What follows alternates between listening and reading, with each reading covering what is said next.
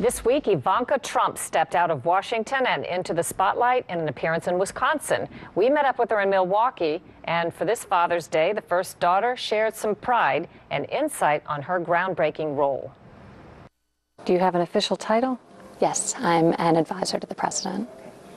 In your months in Washington, have you found the establishment or the swamp, whatever you call it, more deeply entrenched than perhaps you expected? What would you say about that?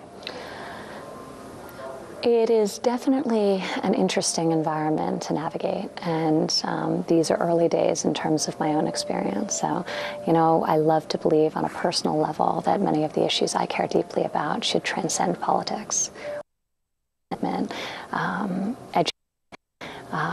This next generation, to enable them to have meaningful and well-paying jobs in the future.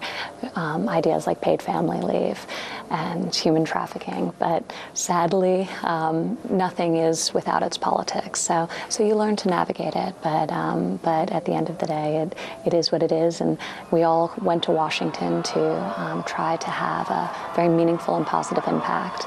We already see this happening with the president, and I hope I can be additive to that as well. I can assume, I guess, that you traveled extensively before all of this around the world? And around the country.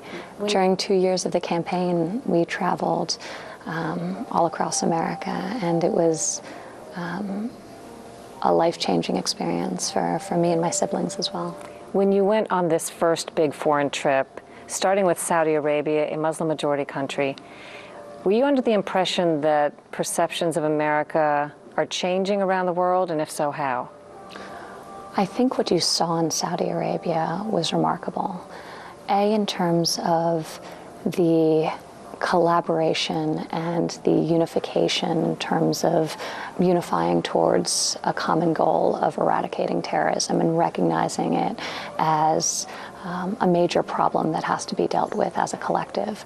So it was the first time that you had 54 Muslim and Arab leaders come together and highlight the problem and agree to work collectively towards a solution. So it was a remarkable experience, and it was an amazing thing to see, and I'm incredibly proud of my father for having been able to accomplish that. It was very, very exciting to see almost $400 billion worth of transactions that will benefit American industry and American workers. So the fact that in Saudi Arabia alone, you had this epic and really historic meeting of Muslim and Arab leaders to discuss terrorism and how to work together to combat it, but also you had the promotion of American industry and American business is really rather remarkable. Escaped a lot of the news coverage. In fact, if you watch what's reported on the news, a lot of times you don't get that part of it. You may get something that they think the president said that was wrong or a misstep that he took, but not necessarily the policy issues. It's true, but results ultimately themselves, and I think you're seeing the results. You're seeing the results manifesting themselves with record low unemployment rates, with a soaring economy, and I'm very optimistic that that will continue to happen as policies are implemented that are pro-business and pro-American working family.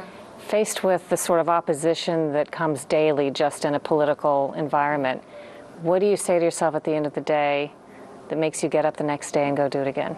I think putting in perspective the challenges that are being faced by Americans across this country and why we came to Washington and the problems we want to take on and solve. So I think that, for me, puts it in perspective. I feel very blessed to be able to do what I'm doing and contribute in some small way, and it's really an honor for me.